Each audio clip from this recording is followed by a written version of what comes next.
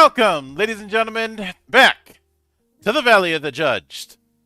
I am your one and only gaming monk, better known as Mildra, and with me, I have two of my good brothers here in the temple. We do have our resident three-eyed man of dad jokes, good brother Joe, but he is AFK at the moment. So we'll make sure to give him the no prize for the Doku challenge when he gets back. And our resident sky pirate, good brother Sizer. Hi, Mildra. I just saw this movie Iron Lung today.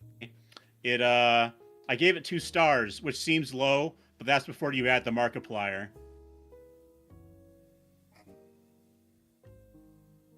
All right, that's all I got. Thanks for having me. You were waiting all day for that. I kind of was, yeah.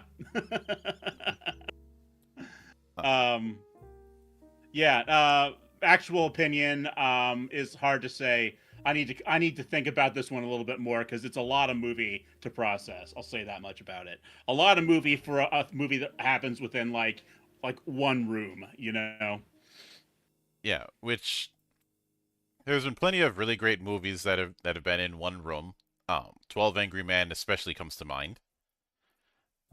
As well as Cube.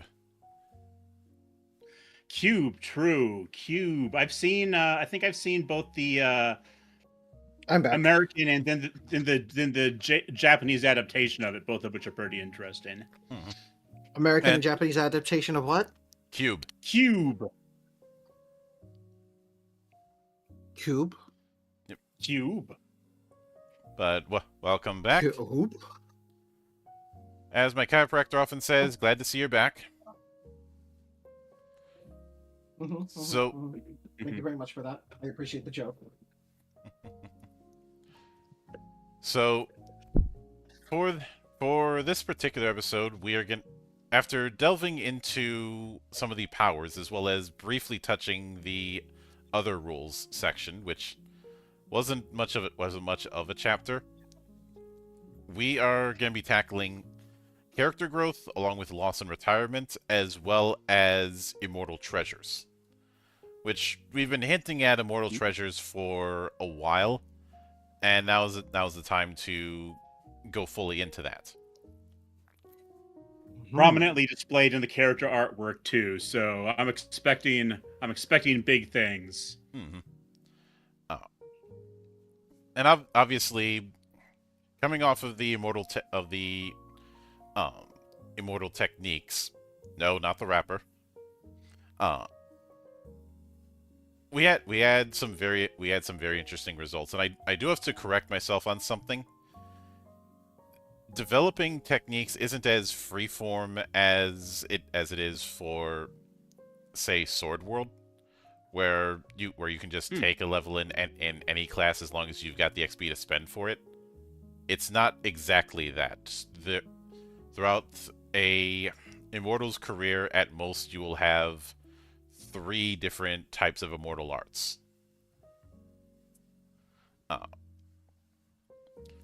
So you're not going to be able to get everything, which honestly I'm fine with. Now, even in something like Sword World, you can't get everything unless you really feel like spending a lot of experience, and casting classes are usually on the more expensive side.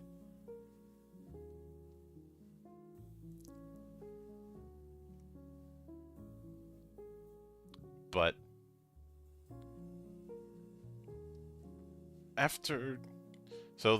the first thing to note is virtue. We've kind of touched on this, on how virtue can extend your lifespan and the like, but you accumulate virtue by going on adventures and performing good deeds. This is represented by the virtue value.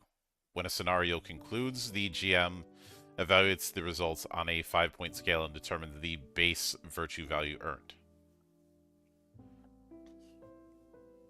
So, critical success, 4. Success, 3, and it goes down by 1 all the way to critical failure. But this is not a success on a check, but more of how the scenario went. Is going to determine the base virtue value. And then once that's determined, you modify it based on the GM's judgment. If you swallowed the master's written note, -1 virtue. If you have violated your precepts, -1 to -3, or outrageously bad behavior, -1 to -3 per individual.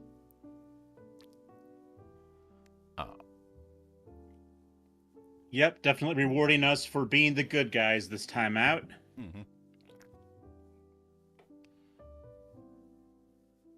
Which I'm sure is going to annoy the kind of people who think you have to do morally gray storytelling in order to be mature, but anyone who has to talk at length about about maturity is not mature.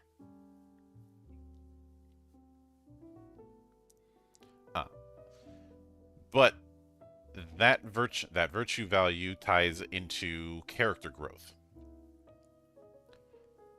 So you add the base virtue value along with any modifications. First off, and then calculated between virtue value minus skill value.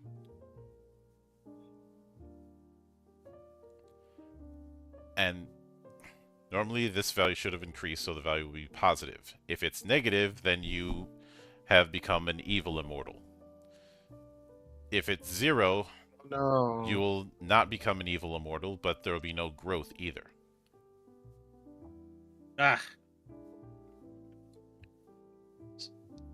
Would seem to make you pretty much almost unplayable. Oh wait, no, that's so always, what are we saying here? So always listen to the PSAs. Yeah. Yeah, and just as a reminder, skill values is referring to the base stats. Attack/parry, evasion, immortal arts use, and immortal arts resistance.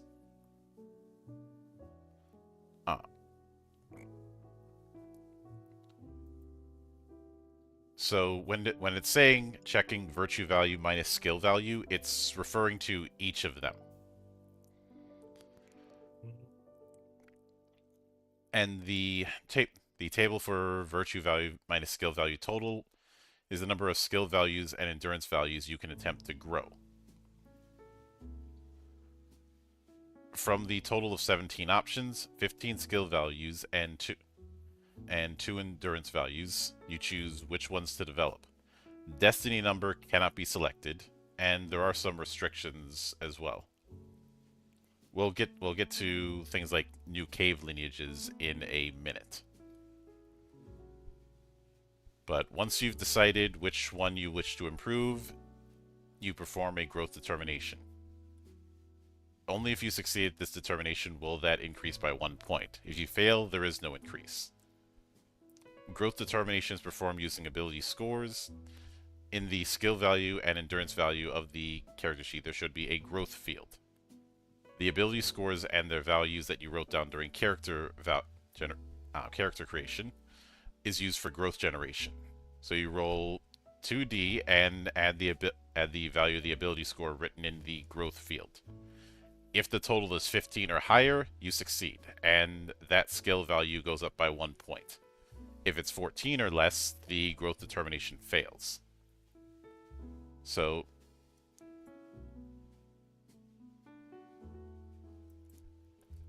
just to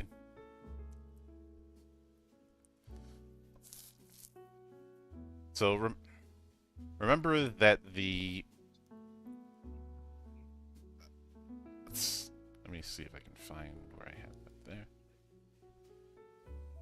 So remember that the skill value table is for ability score is going to be a range of 1 to 4. But I believe there is. What I'm looking for is where that chart is.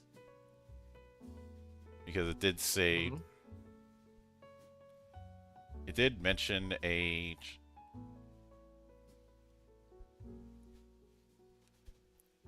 chart, I believe.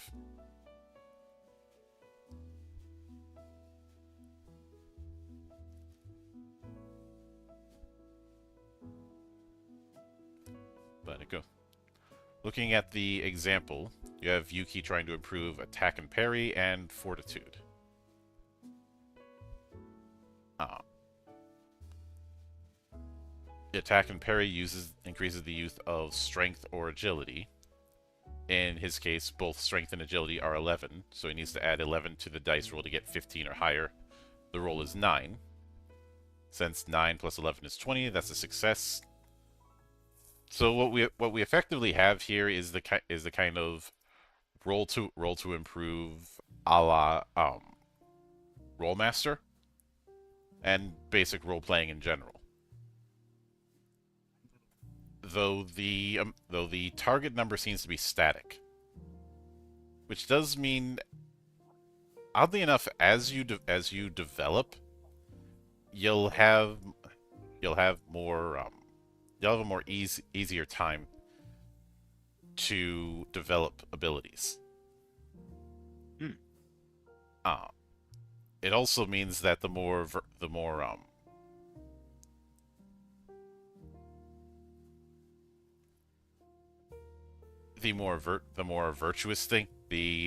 virtuous things you do and the more unvirtuous things you don't do, you've got more opportunities to develop. Mm.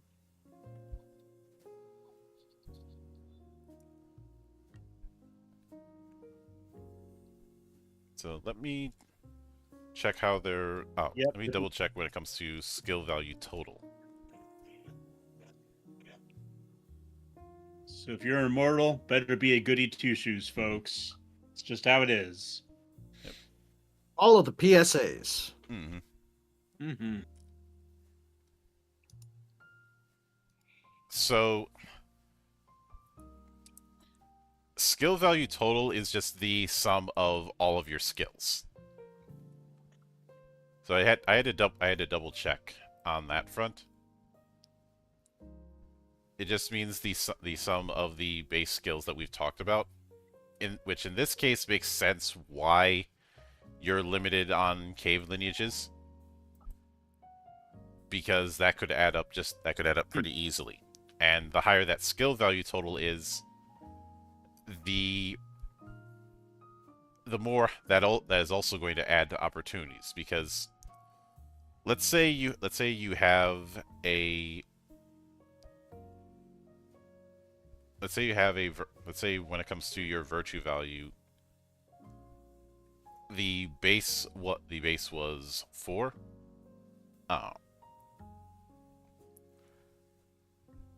So you have 15. Mm-hmm. Your skill value total is 10. That is 5 opportunities to do it, but that doesn't mean you automatically get 5 points. You just have 5 chances. Right. So you would look at the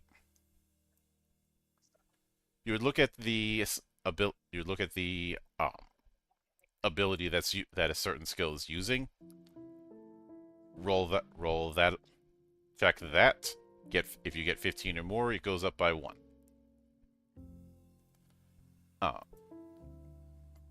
And I think this is the reason why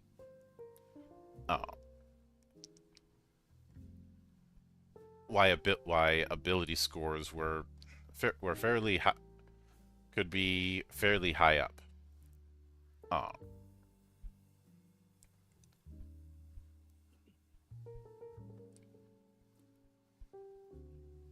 Although what I am curious about is if there is going to be a way that ability scores themselves could be increased. I would hope Mhm. so.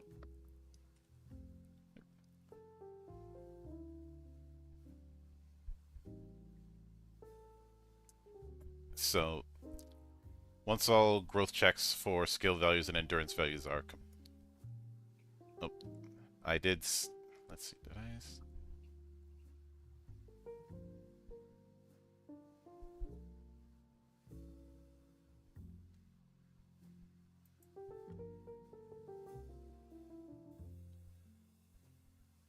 Okay. Okay, I have to correct myself. There is a way to permanently get ability score increases. Reverse successes. On the other hand, reverse successes are an That is optional true. rule. That's true. I know this. I know reverse successes are listed as an optional rule, but the more we look into it, I'm wondering, should it be? Does seem like it's intended gameplay. Mm-mm. Yep. But after the growth checks are done, you recalculate skill value. Oh.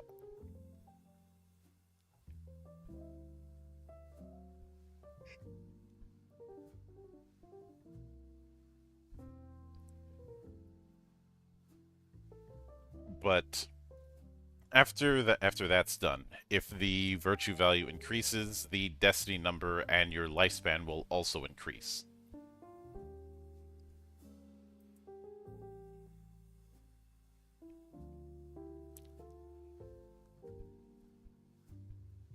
But then they go into acquiring new cave lineages, where upon meeting certain conditions, it is possible to do growth checks to acquire arts from other cave lineages than the ones you started with.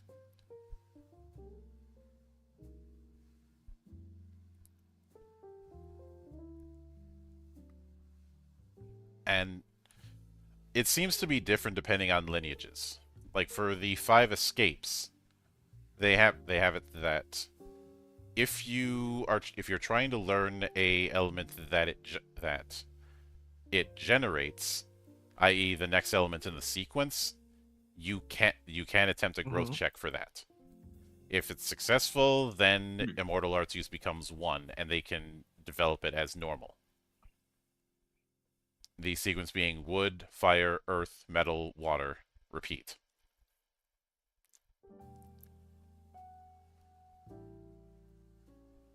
So the example they give of Yuki can choose the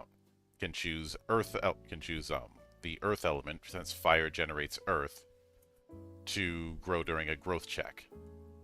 If it succeeds, he gets the earth element.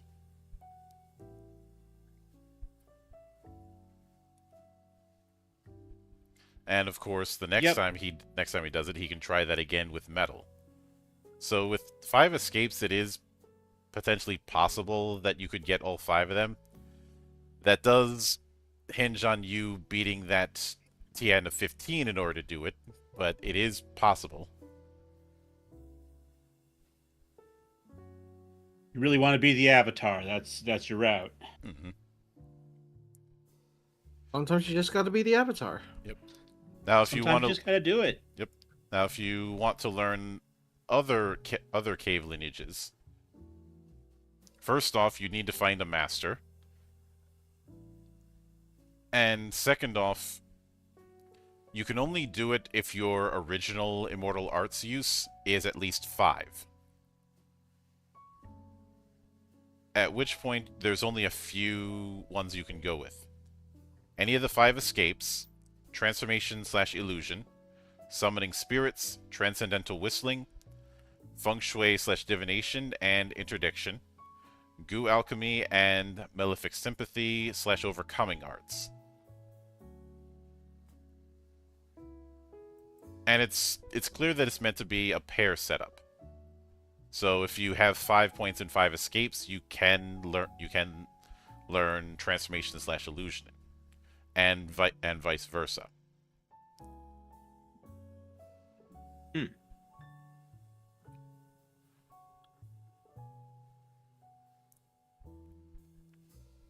Now, when you do that, you do have to take on a new precept. You already had 3 precepts at character creation. You're just adding an additional one. When Immortal Arts use in a cave lineages reaches 10, you can learn an additional one for which you do have to seek out a master. And the combo setup is any of the 5 escapes, as well as transformation / illusion pairs with summoning spirits and transcendental whistling, whereas feng shui / divination and interdiction pairs with goo alchemy and malefic sympathy overcoming arts.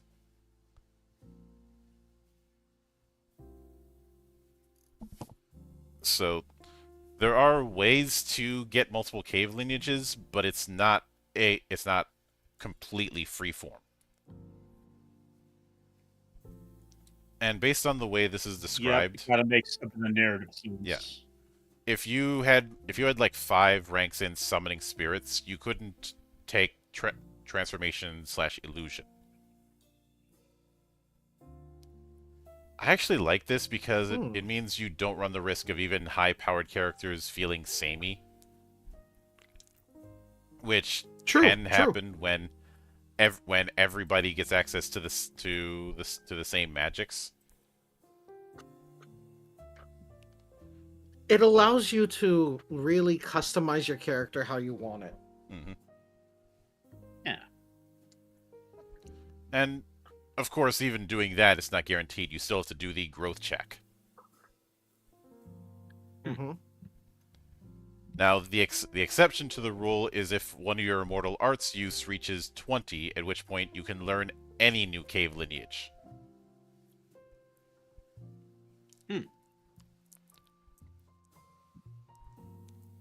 Okay. Probably will take you a while to get there, though, so not exactly a shortcut, not a cheat. Yeah, but you're immortal. You have time. Yeah, because Well, maybe. Mhm. I looked ahead, and I'm not sure that's always going to be true. Well, I mean, if for whatever reason something hits you really hard, you won't, but still. Yeah. Yep. Now, of course, as mentioned before, if your virtue value is lower than your total skill value, then you become a evil immortal. At that point, your character is now an NPC, and you can't use that character.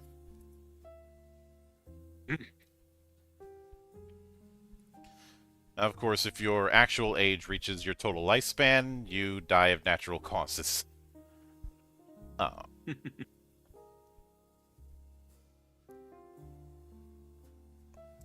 So keep pumping up that destiny number. Mm-hmm. And if you so choose, you can, when you reach 15 in immortal arts use, you can open up your own cave dwelling and start taking on disciples. Basically retirement, because instead of adventuring, you're a master now.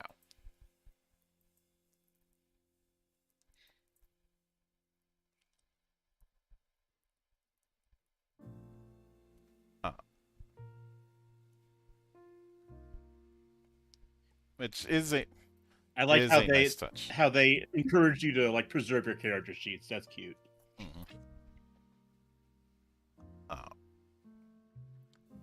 But before we get into Immortal Treasures, what do you think of the way advancement works?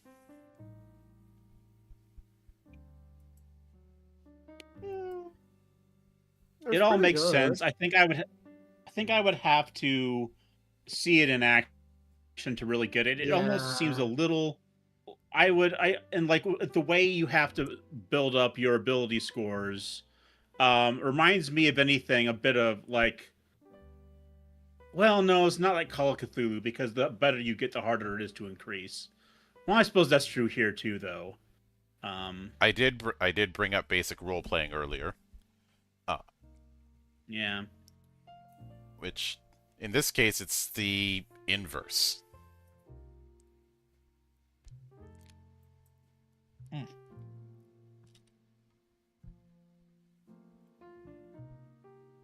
But it certainly fits, and I feel like a lot of it is blatantly saying you need to be doing good deeds if you want to advance. Mm-hmm. Pretty much. Yeah. Or at least if you're gonna commit to being evil, be like absolutely evil, you know? Mm-hmm. Though, if I do like that there are rules for doing that kind of multi-classing with cave lineages. Mm-hmm. Like we said, it's not a anybody can learn anything, but you do have to follow a certain path until you get 20, and then you can learn anything. Of course,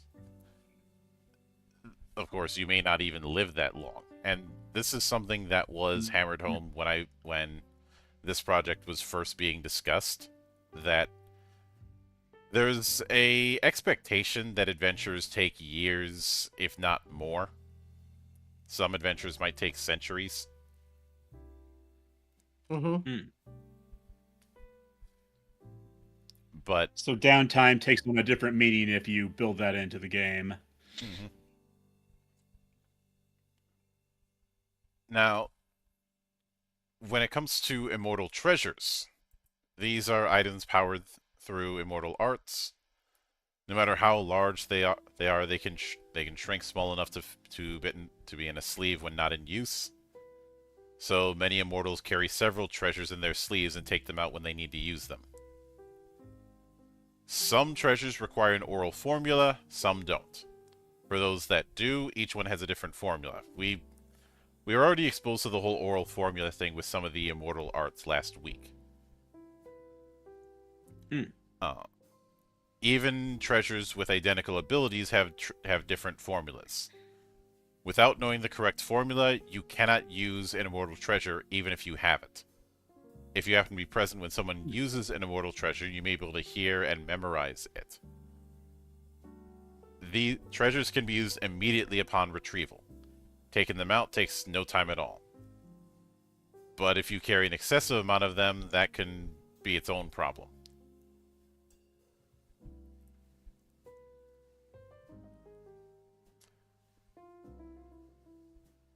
So, basically, even if they can shrink to the size of to fit inside your sleeve, there's still only so many immortal treasures you can carry.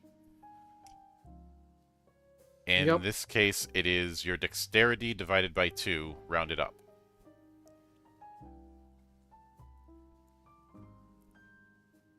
If you're carrying I like more that they just limit it, you know. Yeah, not worrying about encumbrance or anything, you know.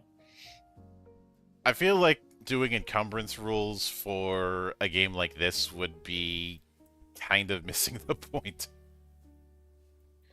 Yeah.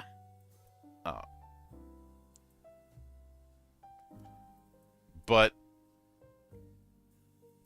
at the sorry, carbonation. At the same time, that cap is kind of a soft cap. Because if you have more treasures than that limit, you can't retrieve what you want in a moment of need. What comes out is random.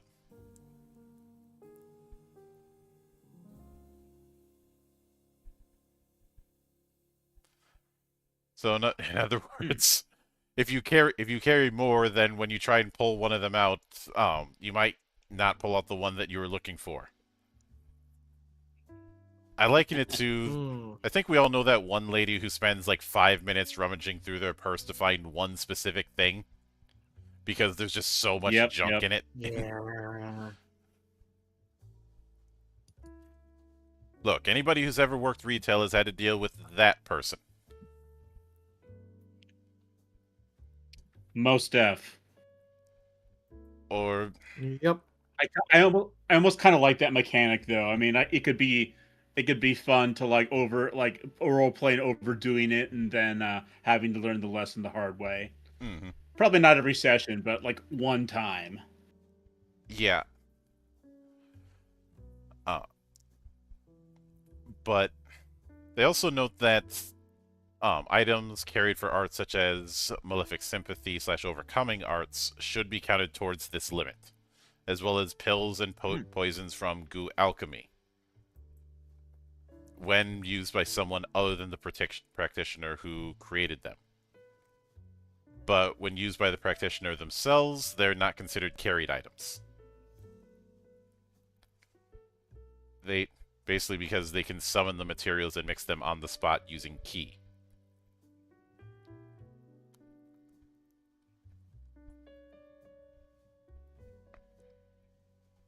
But if you take your time to retrieve an item, you will not make a mistake, no matter how many treasures you're carrying. But this does require spending an entire round to retrieve the treasure. Mm-hmm. And only that one treasure in the round.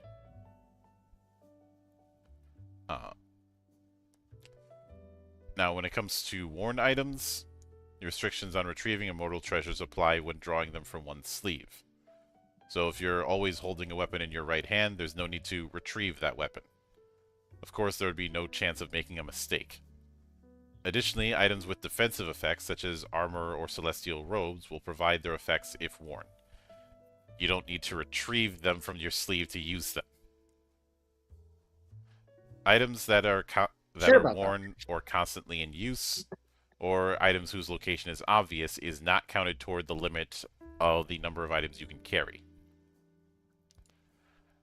I like that. Once again, I'll be honest, I've rarely used encumbrance because I felt like encumbrance has always been there to satisfy a particular type of table.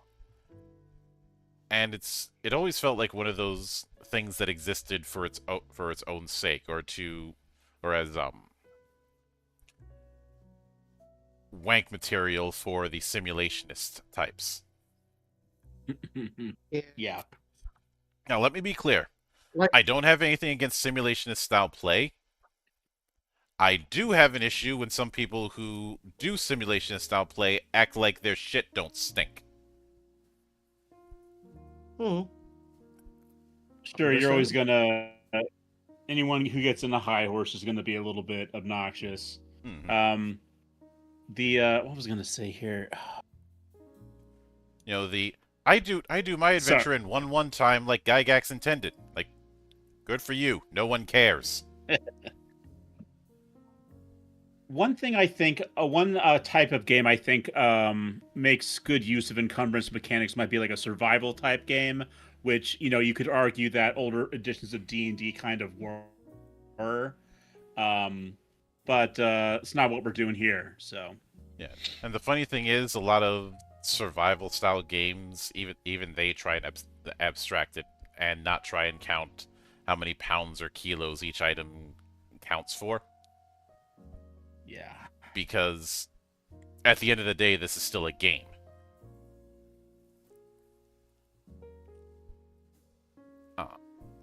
That's what. What do you mean games are supposed to be fun? We're not talking about whatever in my drivel series, got hopefully. poured out from the gamer this week. Oh Lord. The successor to Kotaku in terms of dumbass takes.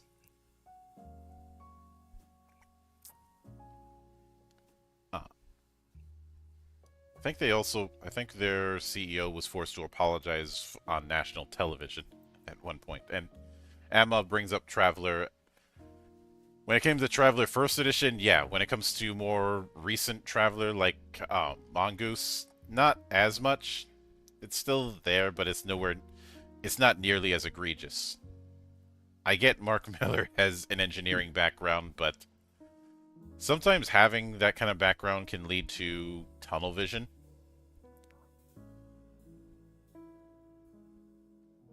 You know, a lot of the early pioneers with TTRPGs came out of those historical wargaming crowds in colleges all over the country.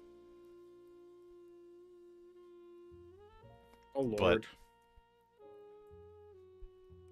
I remember a few days ago, Aquid had shared with me a excerpt from a magazine about RPG history from a Japanese perspective, and it said that a lot of Japanese players found games like D&D difficult to engage with.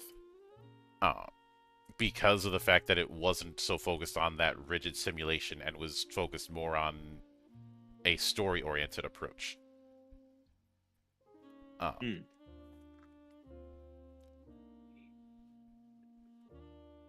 Which I definitely got that vibe studying Sword World and other group SNE projects. And I haven't really seen very many simulation style games out of Japan. Which I don't mind that, because there were some simulation style games in the early 90s that are in that category of things I will never run again.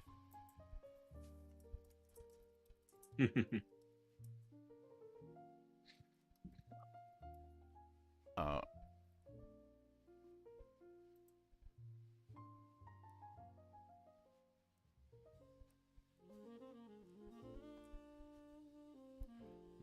but let's see.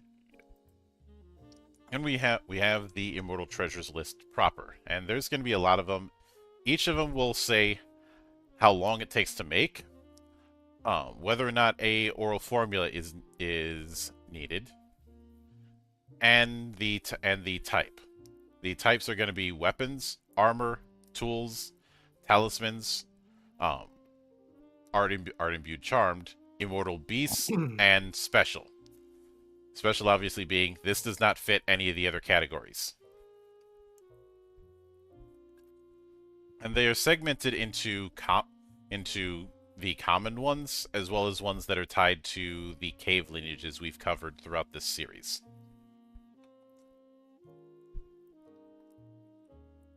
So we have the Master's Written Cool. Note, which takes 9 months to make.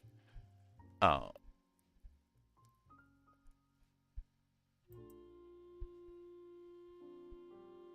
so when you use it, the Immortal, who's the PC's master, will help you once. The master must have use value 15 and be able to use Immortal Arts.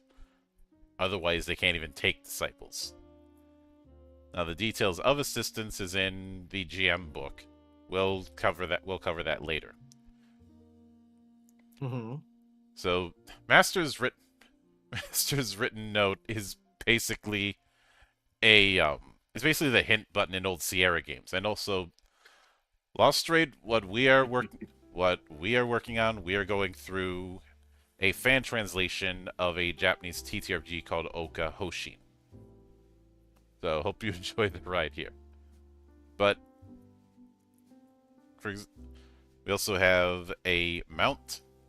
It normally takes 9 years. Immortal beast type. Oral formula requirements vary. These are vehicles for immortals. Only takes 4 years. 9 years. 9 years. Dear Lord. Info on mounts will be separately, but I know some might look at it and go, the mount is a horse. Remember, we're dealing with immortals. If you think it's just going to be a horse, I've got a bridge to sell you. Yeah, it might be a sword.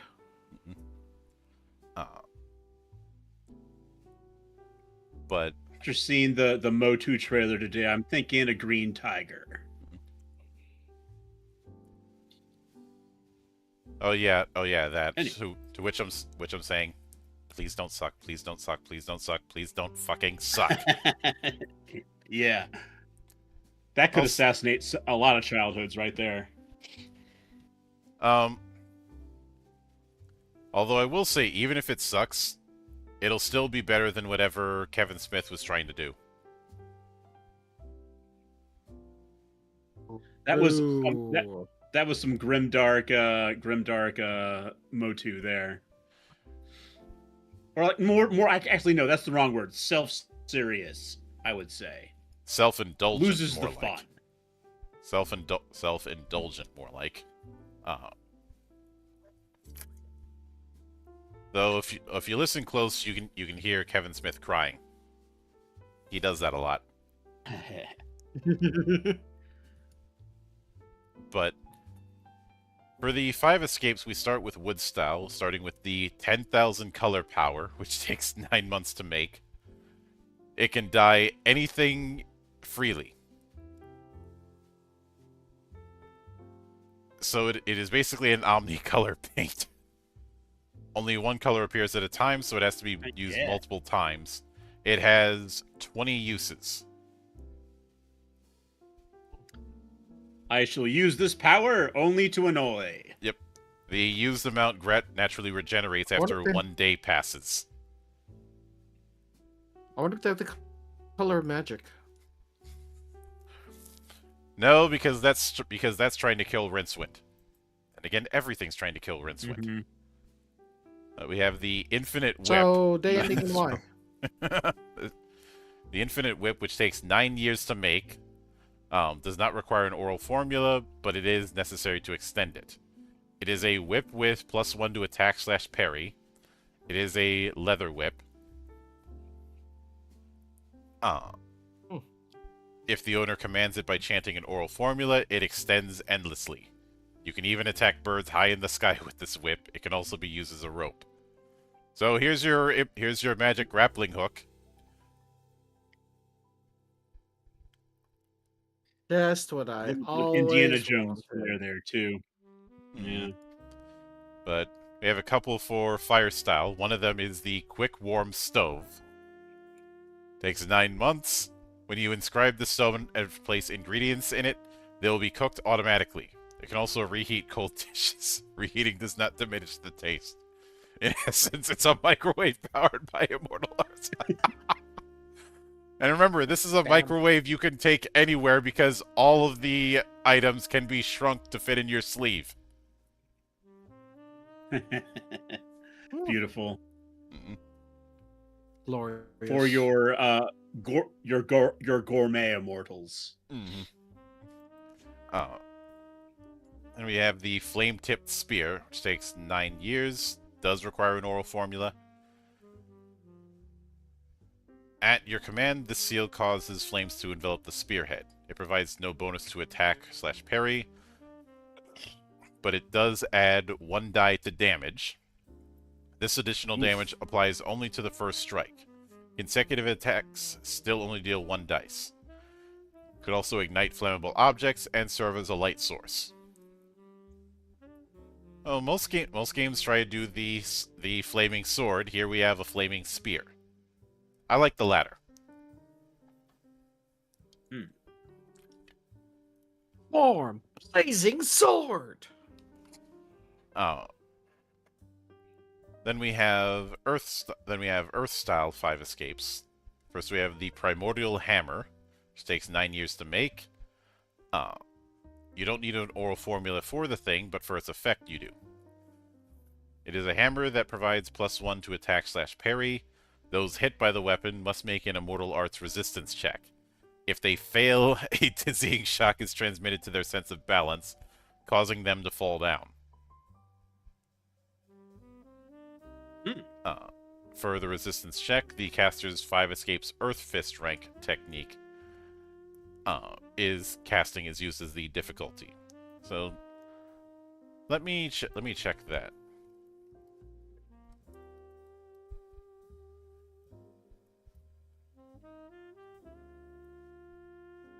So on a separate tab, I'm looking at the technique. So I believe that would be 5 escapes Earth style.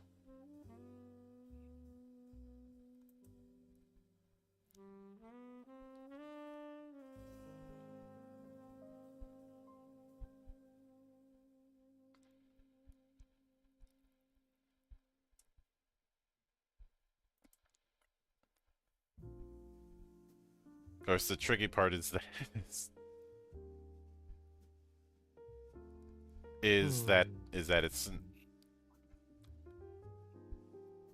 is because of the naming convention of the Earth style, and just the Immortal Arts period.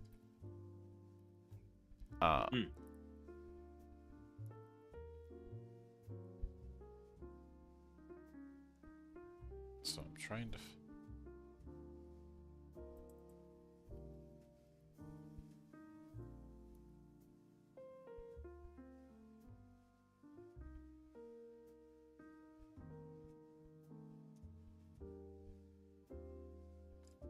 unless it's the with earth create a stone bullet hit, which the difficulty is resistance.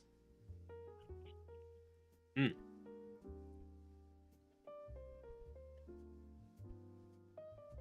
Oh.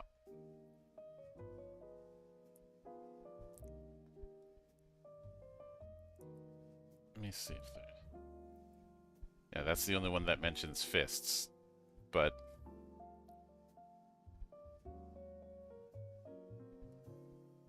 Oh, or why was I thinking fist? It's first rank technique. Huh. I'm an Oh, idiot. yeah. So that would be use earth style to overcome water style block. The difficulty for that is variable. The success difficulty becomes the same as the required use value of the immortal art being dispelled.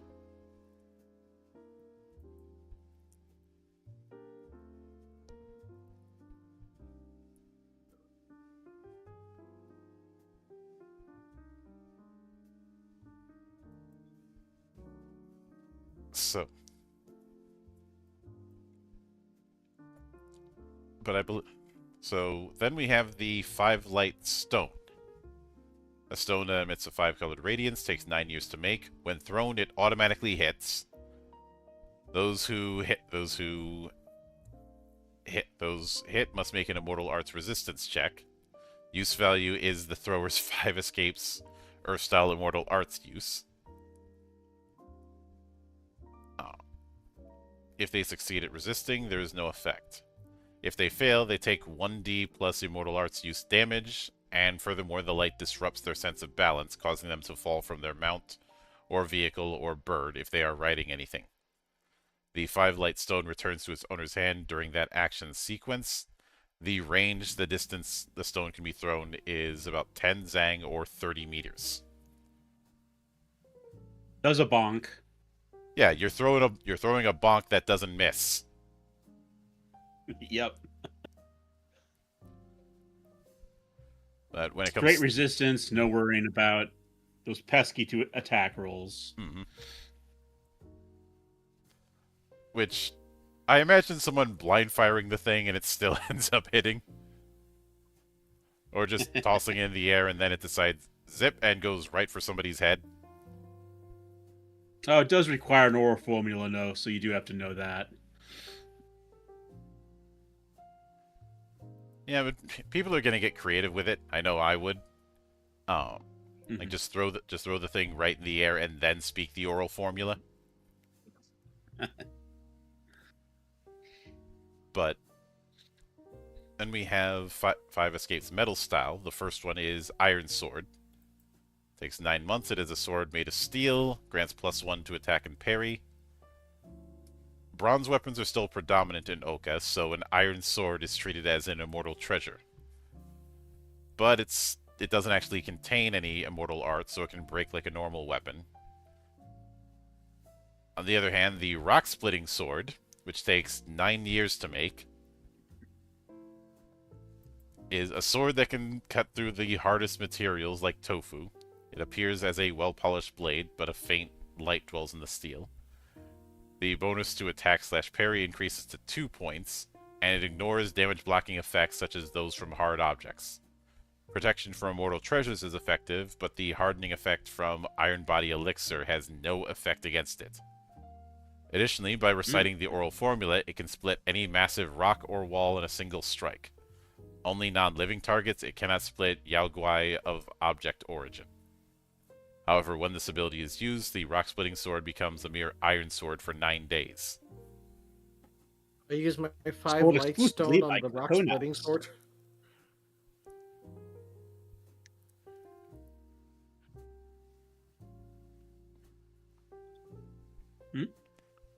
Always remember, stone crushes scissors, so we can use the 5 light stone on the iron sword.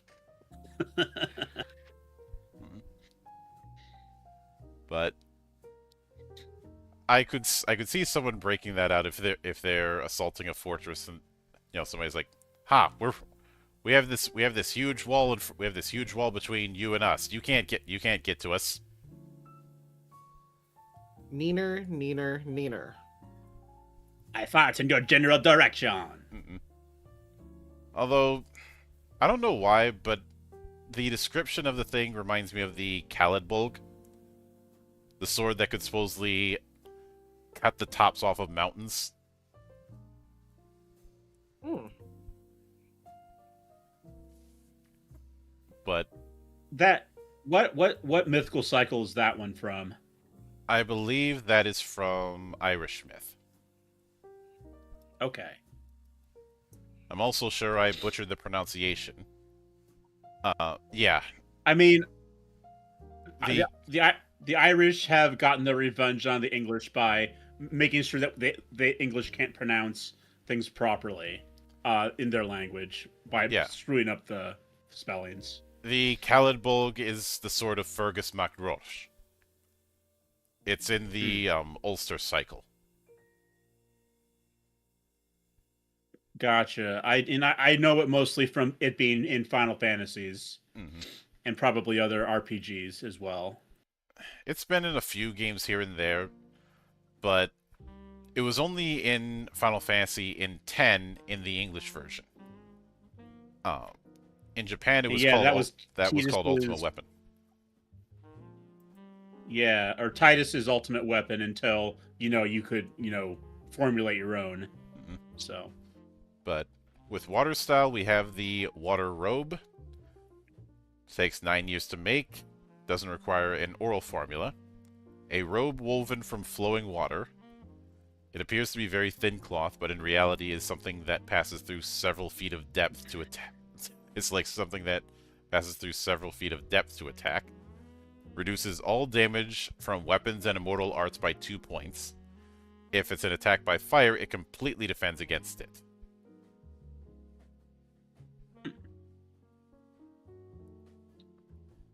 Then the cold. all right, Monk, coming up is one that you're gonna like. Yep, Cold Blade.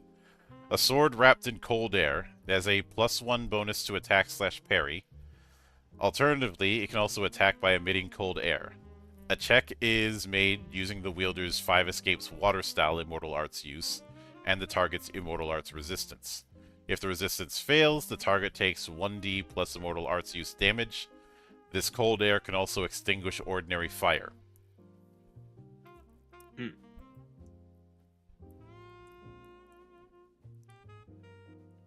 Yeah, that's certainly pandering to me. I mean, gives no meaning to the term firefighter. Mm-mm. Mm-hmm.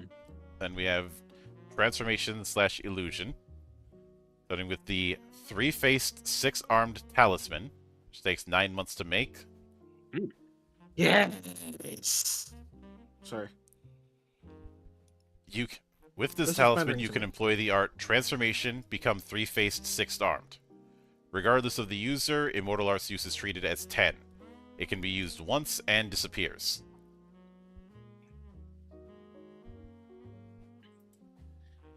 Yep. Asura Henshin. Mm-hmm. So, become 3-faced, 6-armed is a rank 10 Immortal Art. Mm-hmm. Difficulty 10. Duration is short. You grow 2 heads and 4 you grow 2 additional heads and 4 additional arms. You can attack up to 3 enemies simultaneously and parry attacks from 3 enemies in 1 round using attack/parry, but you cannot attack the same enemy more than once.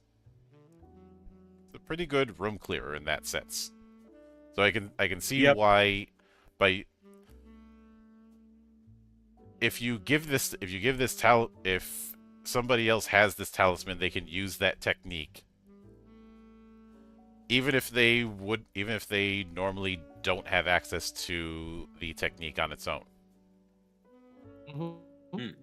So give this to the muscle, tell him the oral formula, and let him have at it. Pretty much. But and then we have Illusion Sand. Takes 9 months, requires an oral formula. When thrown, illusions immediately appear. Black creates water-related illusions. Red creates fire. Green creates trees. White creates buildings. Yellow creates up to 5 humanoid figures. Purple creates kings or nobles, and brown creates animals. The illusions are accompanied by sound and movement, but they only repeat for about a few breaths worth of time.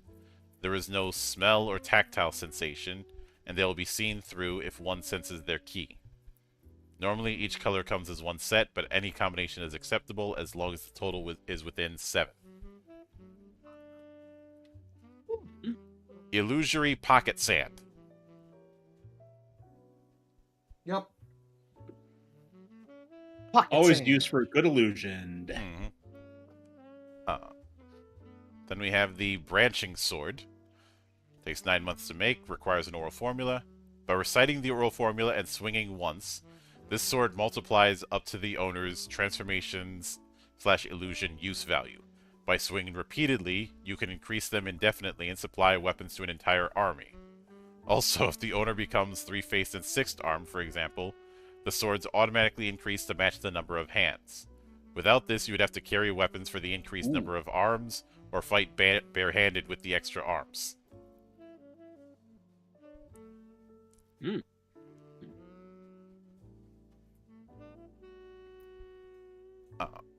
Anyway, Wow. transformation. Mm-hmm. Oh yeah. Yeah. Oh, it's it's like, you've got a sword, I've got a sword. You idiot, we've all got swords.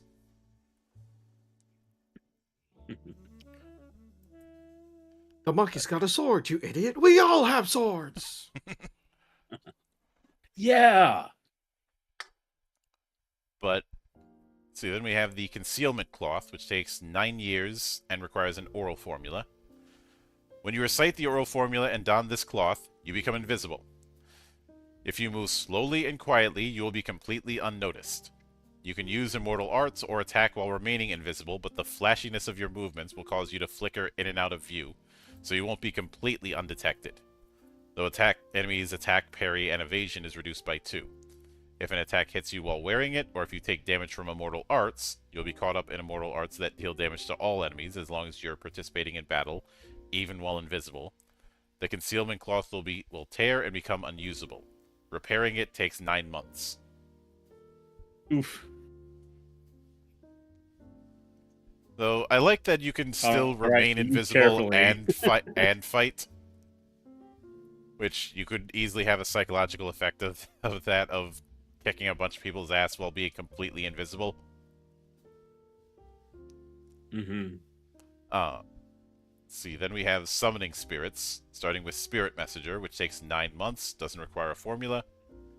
This is a Spirit Messenger used for various arts. It will be of no use to anyone other than a Summoning Spirits caster. Losing the Spirit Messenger results in the loss of 1 virtue point. So, Spirit Messenger is basically your familiar. And we have Guardian Strike Talisman. By using this talisman, you can use the art Prayer, that the Guardian Spirit strike once. Regardless of the user, the Immortal Art's use is judged as 10. It can only be used once.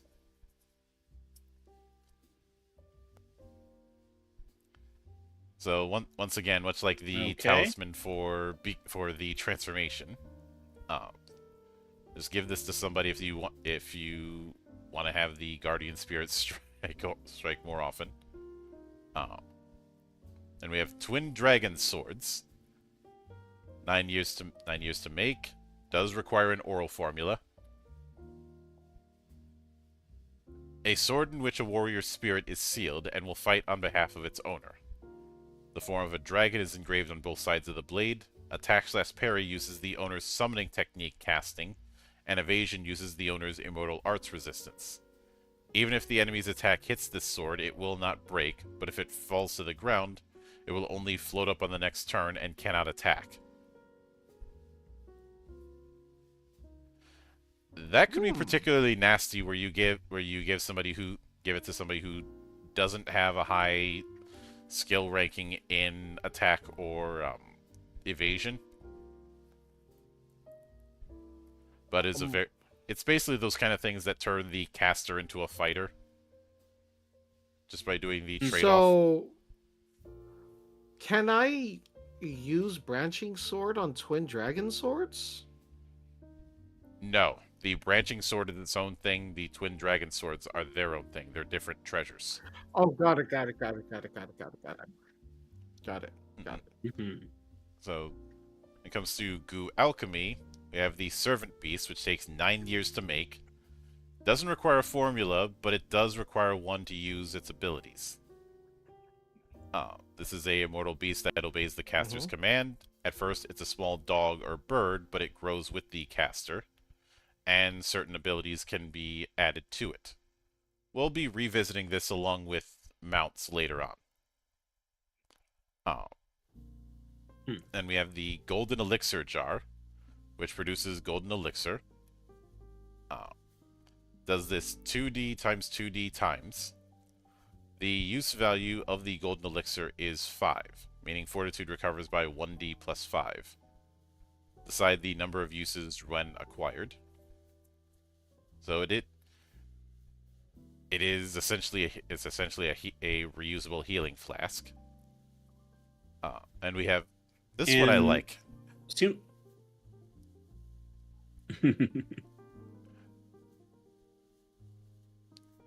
Go on. Sorry to cut off. Oh no, so that's okay. I was gonna say for with the golden elixir jar, it seems like by this game's healing standards, it's a good it heals a goodly amount. Yep. Then we have the hornet bag. Not the bees! Not the bees! They're in my eyes! Nicolas Cage is a national treasure. Has to be said. Ha! But the hornet bag takes 9 years. I mean, it didn't have to be, but requires an oral formula. When the bag's opening is, opened, countless poisonous hornets attack, dealing damage to all enemies. Treat as an offensive immortal art with use value 7, dealing 1d plus 7 damage to those who fail resistance. The number of uses is 1d times, minimum 2. When you get it, you decide the number of uses. I can see why it'd be limited, because 1d plus 7, that is nasty. 1d plus 7 against all enemies. every single one of them. Then we have Feng Shui / Divination, starting with the First Strike Divination Sticks. Takes 9 months, requires an oral formula. These are divination sticks that grant +1 to Feng Shui, Divination, and Immortal Arts use. When using the art, I know the laws of time and seize the initiative. Even those who can't use Feng Shui or / Divination can use that technique with a use value of 1 if they have these sticks. So you could kind of see this as a reusable talisman. And just as a refresher, when it comes to Feng Shui, so I know the laws of time and seize the initiative. When you roll dice for initiative determination and the result shows that the opponent goes first, you can use this art as an interrupt to reverse the initiative. If you do that, you can't act during the round. Makes sense. Then the Demon Revealing Mirror. Can see through the true... It takes 9 years to make. Can see through the true nature of supernatural beings. When you shine it on something, its true form is reflected. If it's a corrupted spirit, its true nature is revealed. If something is transformed, its original form appears. Even invisible things can be seen.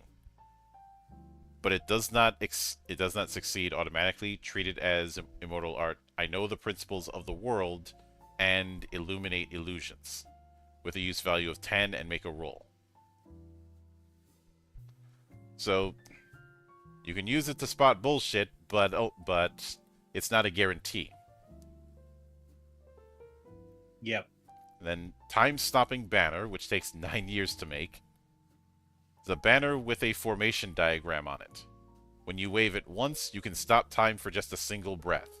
You can perform an interruption against any immortal arts or attack, completely nullifying the opponent's action. Once used, it cannot be used again for a full day. and one of you is thinking of Zaweldo.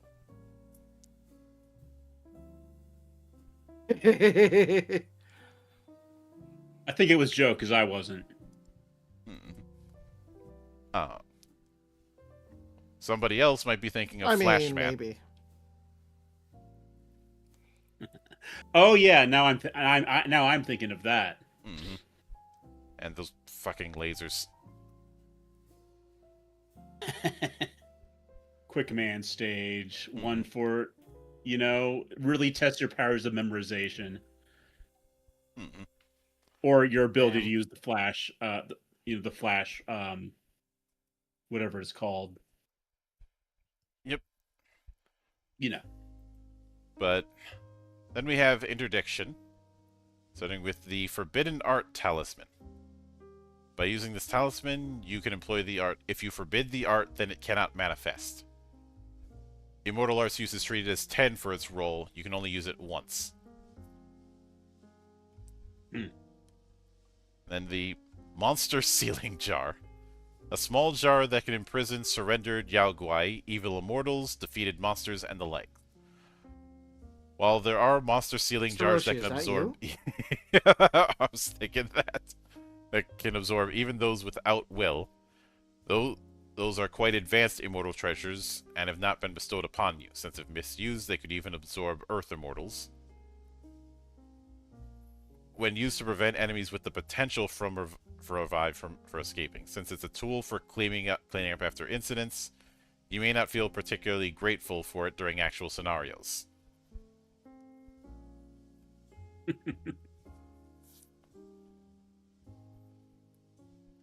I do love that the evil containment technique requires a rice cooker. I mean, it just needed a container, and all they had was a rice cooker, apparently. But then we have the Celestial Robes. Takes 9 years to make. Doesn't require a formula. These are robes that protect the wearer from various attacks and immortal arts. The Crimson Relaxed Mountain Robe is armor designed against immortal arts that grants +2 to immortal arts resistance. Even if the resistance fails and the immortal art does damage, it reduces that damage by 2. The Purple Relaxed Celestial Robes are robes enchanted with a weapon forbidding art. They provide resistance against weapon attacks. While wearing these, you get +2 to evasion, but not to attack and parry. And even if an attack hits, -2 damage. And there are rumors of superior versions of both exist that completely prevent damage.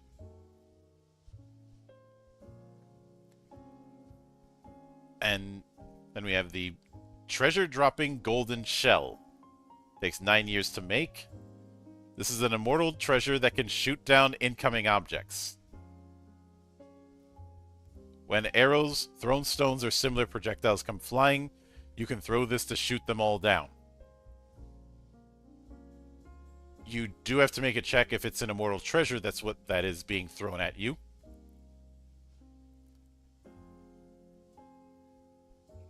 And of course, after shooting something down, the golden shell returns to its owner's hand.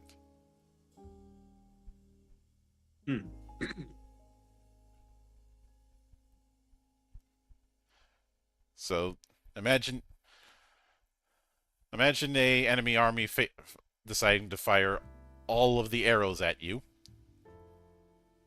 You just drop this and those arrows are on the ground now.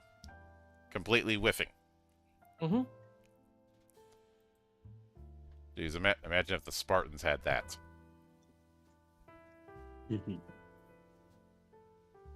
But then we have Transcendental Whistling, first the musical instrument, which grants a +1 to Transcendental Whistling, only when attempting to summon or control specific animals, limited to cats, dogs, swallows, sharks, etc., as specified. Examples include flutes, drums, kotos, sho, and qing, stone xylophone-like instruments. Without prior knowledge of transcendental whistling, it has no effect, though it might be able to calm the spirit of the target animal. It's a very Pied Piper of Hamelin kind of thing. Then we have the Voice Coloring Pearl. When held in the mouth, it allows you to freely modulate your voice and makes your breath emit a fragrant aroma. You can freely change your voice from a young boy to an old woman. You can imitate specific individuals. Your appearance does not change at all. Incidentally, it tastes sweet.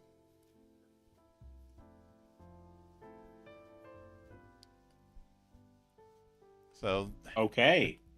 I like it. I like it. then the headache bell. This headache takes 9 years to make. Requires an oral formula. When this is struck, it can inflict severe headaches on any targeted individuals within hearing range. A resistance check. This is the one that's going to make your party hate you. Yeah. A resistance check is made using the bell ringer's transcendental whistling value. Those who fail suffer a -1 penalty to attack/parry and immortal arts use.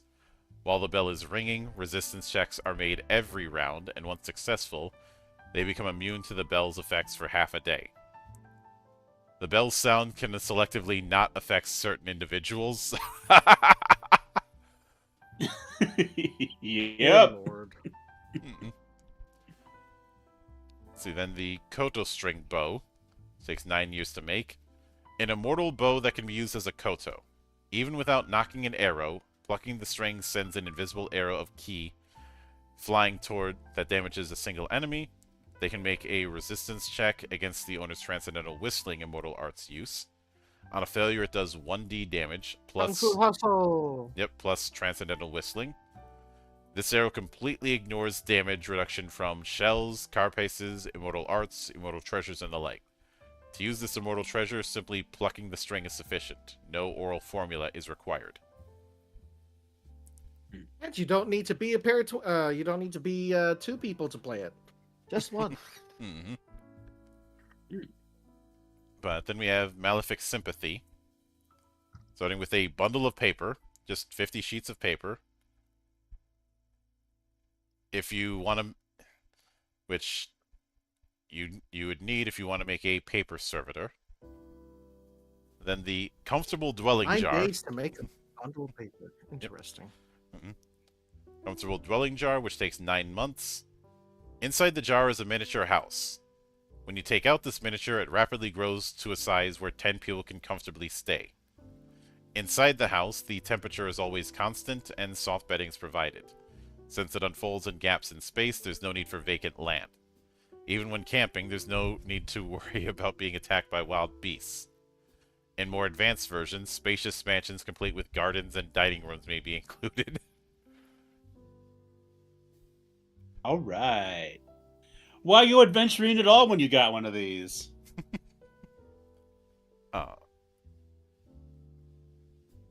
But then we have white paper figures. Takes 9 months to make. On a single sheet of paper, pictures of swordsmen, scrolls, or places are drawn. If you cut them out along the lines, they materialize and appear. If you don't know Malefic Sympathy, they're completely motionless papier-mâché figures. If you have the knowledge, you can make them move. What appears remains materialized for 1 day. The stats for swordsmen and Yaoguai are the same as the paper servitors created by the techniques of Malefic Sympathy. So, again, another form of paper spell servants. Then, Immortal Binding Rope. Takes 9 years to make. A set of 5 black ropes. When commanded, they extend smoothly and entangle the target. During combat, only 1 rope can be used per round. Rolls are made based on Malefic Sympathy. Targets who fail to resist become entangled. The target suffers a -1 penalty to attack and parry, as well as evasion, for each immortal rope entangling them. If they succeed in resisting, there is no effect. Ropes that fail to entangle will attempt to entangle again in the next round unless commanded. If all 5 ropes entangle the target, they are completely immobilized. Against an unresisting opponent who has lost the will to fight, is unconscious, etc., all 5 can be thrown at once to completely bind them.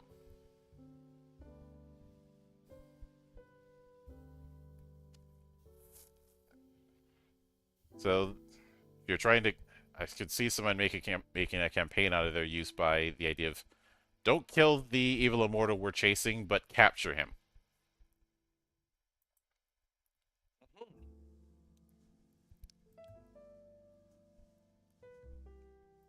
but then we have the Eyebrow Eye Flying Blade. That's a name. Takes 9 years to make. Requires an oral formula. A sword with eyebrows and eyes engraved or painted on it. When the owner commands it, it glares sharply, raises its eyebrows, and flies toward the enemy. Attack/parry and evasion are based on the owner's skill. Even if an enemy's attack hits, it won't break, but it will fall to the ground and only float up before becoming inactive. Made by Acme Company. God. It glares sharply. Yeah. uh, Wow, a pun that hurts even you. I heard it and I'm like, no, there's no way they did write that. Oh, They did write it. I would say that It's there. joke. The only reason why I'm disappointed is because I was about to make that joke and I'm like, wait, no, hold on, am I repeating something? What's going on here? A game from 1995 beat you to the punch.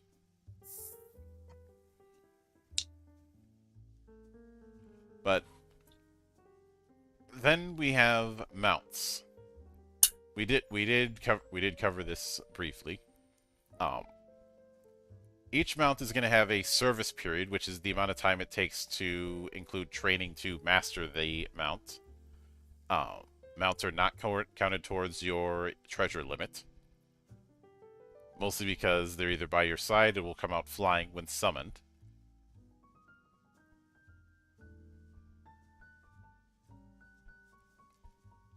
But the types of mounts that we have are varied depending on the cave lineage. So Woodstyle has a flying leaf fan. So it's basically a fan you can fly on. And when you fan with it, you can freely create wind. It's a Deku leaf. Yep. That or it's that one character from Inuyasha, but I think she rode on a feather, or was it a leaf? Mm-mm. Was it a fan? But then we have the Wind Fire Wheel for Fire Style. A pair of wheels, each about 30 centimeters in diameter.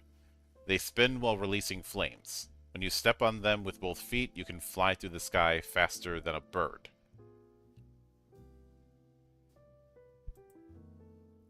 They allow for free combat in the air, but you cannot carry heavy items.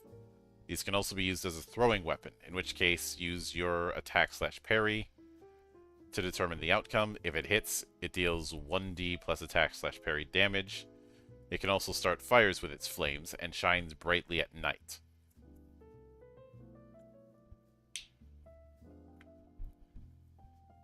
But Earth Style can create a horse, ox, or deer with its own stats. Metal Style has a giant beetle that can carry up to 10 people as well as a large amount of cargo, and can fly at the same speed as an ordinary insect. All right. Notes of Hollow Knight here. Yep. The Last Stag.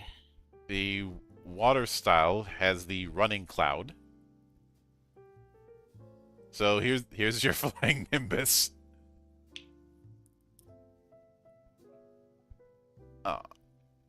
Dear Lord. Let's see. Summoning Spirits has a Flying Chair, which if you use the formula, you can expand it to accommodate up to 3 people.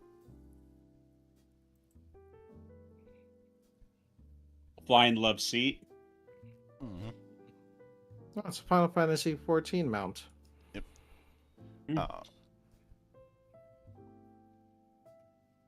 That feels like an antagonist item to me. Like it's like the cocky villain that flies up in a chair, like with arms crossed and like just like looking down on you. Mm-hmm. Anybody else get that vibe? That's just how I see it. That's how I see it. I could see it. You know? Feng Shui has an immortal fish as the mount. So fish such as carps or eels, though eels aren't fish. When enlarged, they become large enough to carry up to 4 adults. They can fly at low altitudes, about human height, but their speed is only about walking pace. But they can move freely underwater. Without any special arts, up to 2 riders can breathe underwater. Cool. I have a feeling somebody I know would reinterpret it that the immortal fish is a shark.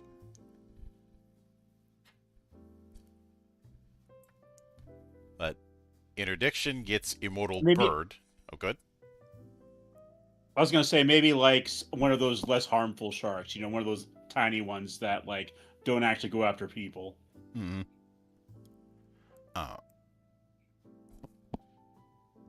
Then we have the immortal bird.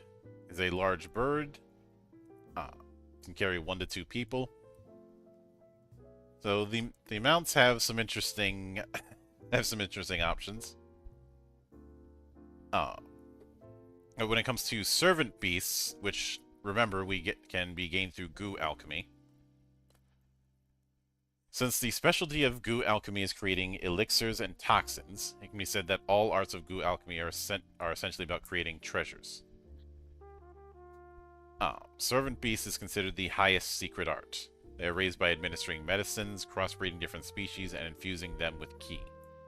They are given abilities and intelligence beyond ordinary animals, as well as special powers, and serves as the practitioner's hands and feet.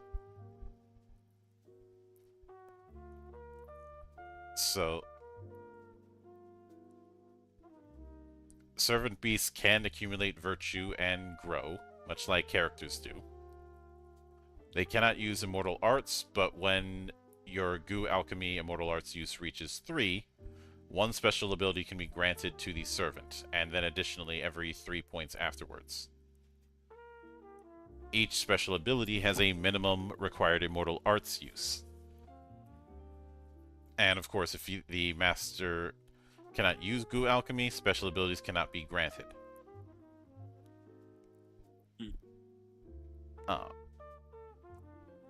So the first one they bring up is the Hu, which is described as a cross between a dog and a raccoon dog.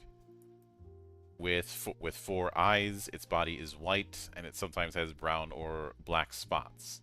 It's the size of a large dog and has a fluffy tail.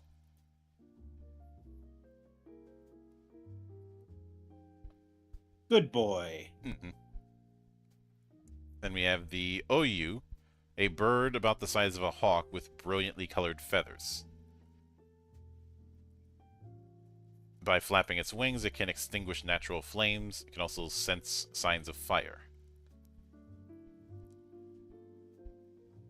Then we have the Reish, a pure white small snake. Only large enough to nestle inside one's bosom, it brings good fortune to its master. Once per scenario, it can turn the next failed roll into a success. This applies to parry, but not attacks, evasion, or immortal arts resistance. It can be used for defensive actions, such as whether you slip and fall, and can negate the backlash from a reverse success.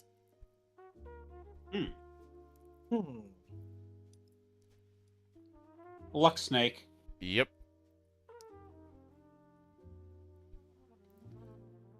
And we do have a optional rule about creating immortal treasures, which I'm glad this is here because as nice as the treasures are here, if that were it, that might be a problem. But Agreed. Let us have a little bit of agency here, and give us some the ability to craft our own stuff. So creating an immortal treasure takes time. The more time spent, the more powerful, easier to use, and the greater number of uses the treasure can have. So the more time it takes, the more crafting points are given.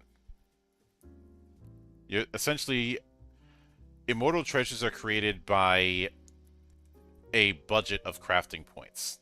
in that regard, it's not far removed from how I have magic item creation, where the tiers of magic item give you a point budget that you spend on enchantments. So if it can be created immediately, you don't get any. If it takes 10,800 years, 10 crafting points. Now, the immortal treasure created is used to activate immortal arts. Therefore, each one requires an immortal arts use value. This is because it affects the success rate of the art and in some cases its effect. The baseline is your own immortal arts use. If you want to create a treasure with a higher use than that, you must consume crafting points. By increasing the immortal arts use, it's also possible to create immortal treasure with a higher required use value than would normally be unusable. Conversely, if you create a treasure with a use value lower than your own use, you get extra crafting points. So each time you increase it by 1, that's 1 point consumed. Each time you lower it by 2, that's 1 point gained. Oh, interesting. And given how 1 point of immortal arts use can have a lot of impact, it's almost the kind of thing where if you're going at the high end, it'd be more useful to go downward, depending on what sort of immortal arts use is being used. But the number of uses also consumes crafting points. If it can only be used once, say like a talisman, doesn't consume any. If it can be used infinitely, that's 5 points.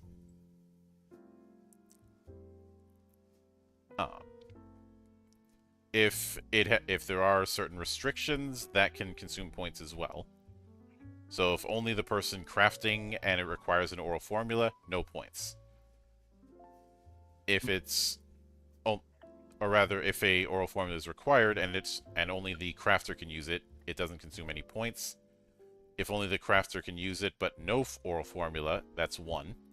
If anyone can use it with the oral formula, that's 2. And if anyone can use it without an oral formula, that's 3.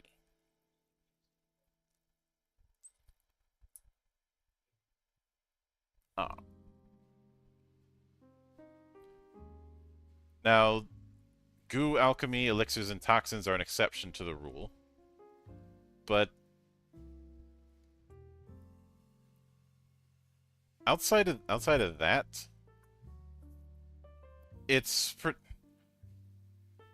there doesn't seem to be a restriction on what the effect is, but more of its use and the required skill. So it does mean you could make an effect that's just about anything, so long as the GM lets you, of course. Mm-hmm. Mm-hmm.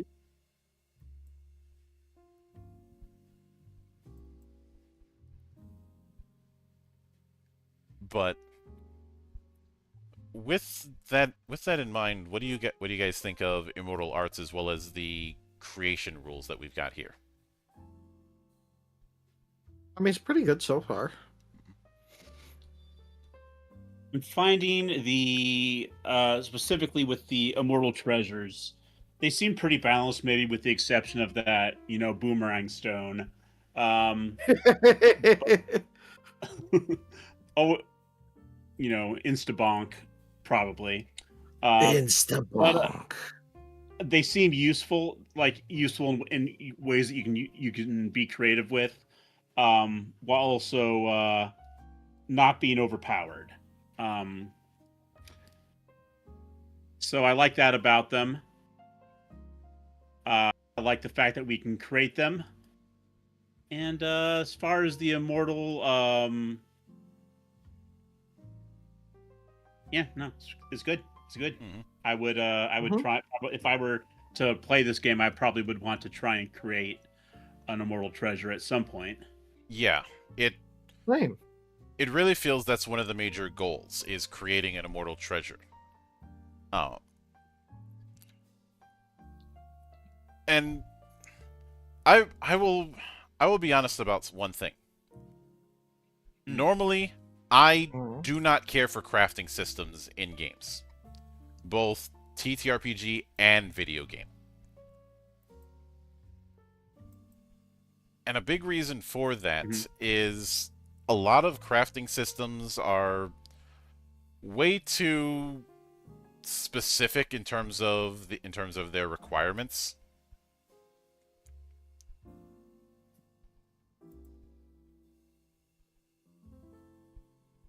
I mean, you're not wrong. Oh,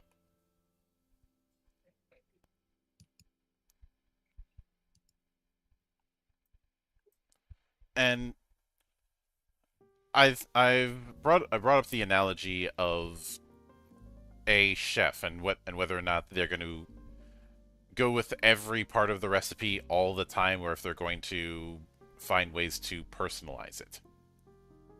Mm. And more basically, with a lot of times with crafting systems, it becomes more about the specificity of ingredients than anything else. Or in some cases, the rules for crafting are way too overwrought or involve things that don't make sense. Looking at you, XP penalty back in 3rd edition. Ooh, yeah. I remember that. Excuse me. Bless you. Oh. And hell, that's why I have the item synthesis system in my game work the way it does, because I want people to go more freeform when it comes to item creation rather than focus on the very specific types of items. Mm. Uh, Especially since with a lot of times with item restrictions, you've got no idea how you're supposed to even where you're even supposed to get those items. And by the time you find the one item in the recipe, the item that you may have been looking to craft is no longer relevant. True. And Yeah, I don't like recipe style crafting either for the most part. Just for the reasons that you mentioned, it's yeah, typically let us have a little creativity with what we do and not require a specific formula for a specific effect. let's one of the more popular fantasies in fantasy fiction is crafting your own gear. Hmm. Uh, and I feel like focusing on the specific items you need in order to utilize the forge and all that is one of those things that may be satisfactory to the people who are focused on medieval simulation. But when you're telling a story, which is part of the thing with a role-playing game or certain video games, I don't think that really works. Uh, Hmm. it also It ends really up doesn't. that specificity also ends up creating an issue with crafting systems in MMOs, where that ends up being this area where angels fear to tread.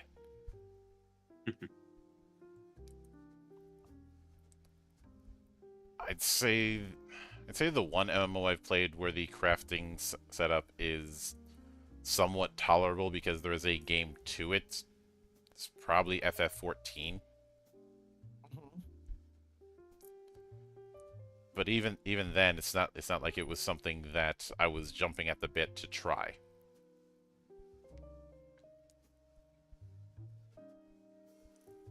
During the short time I played 14, I was told by the guild that I joined to avoid crafting specifically.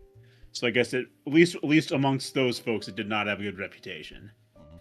I like the crafting system. I don't hate it, and I do enjoy it more than I have other attempts at crafting. Mm-hmm. But this is a case of, I guess, praising with faint dams. Mhm. Damn.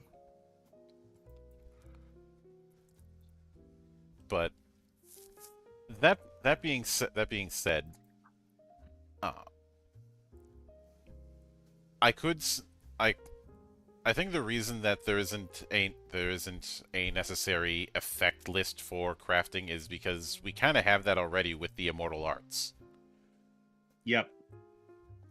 So our crafting And system here is less focused on materials and more focused on time and use requirements.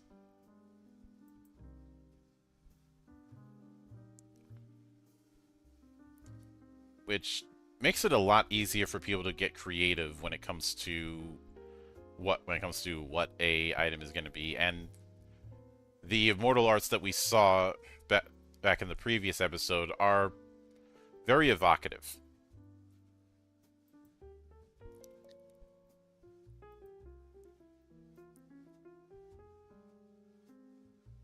would agree with that. Mhm. Yeah. Mhm. But when we get back here next week, we'll be looking at a bit of the world as well as adventuring and monsters. And by that point, we will be kind of done with the core book, and we'll be moving over into covering a bit of the stuff in the expansion book. Mhm. Mhm. Oh, Which I believe came out happily just a few weeks ago, did it not? At yeah, least it the can't. translation. Mm-hmm. Oh, there are some other things that may be translated in the future, but they're mostly replays, and that's not something I really cover here. I would at some point like to do some sort of dramatic reading of a TTRPG replay with different participants, but Mm. I don't have the connections to do that yet. So that's something that'll have to be shelved for a later date. Still, we are coming close to the end when it comes to Ouka Houshin, and I think it's safe to say we're not dealing with the same kind of headaches that we dealt with Fantasy Star. Ain't that the truth? Mm-mm. I'm just glad it's not another 5e system. Specifically, I'm glad we don't have to deal with concentration. Yeah, I mean there's some concentration like effects, but it's not that kind of concentration. Listen, I'm just glad that there's a method for me to essentially become a Shura with 6 swords if I wanted to build that way. Mm-hmm. Oh, but they said you can only have one transformation at a time. Interesting. Anyway. Yep.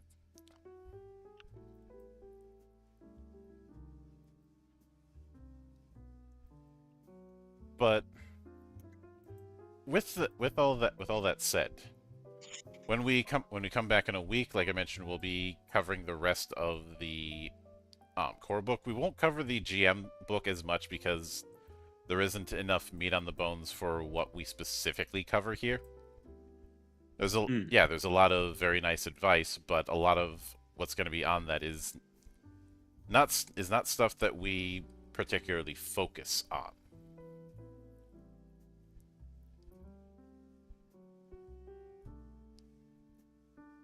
And of course, there'll be plenty more that will be explored here because I believe tomorrow on Friday is going to be a one shot since Magic Punk is finished up. Mm. So technically a two shot. We are going to be covering Musha Shugyo and Wild Blue Gliders. So keep an eye out for that. But until then, on behalf of the good brothers present and not present, my name is Mildra, I am your gaming monk. Stay fucking frosty, everybody. Bye bye. Arrivederci.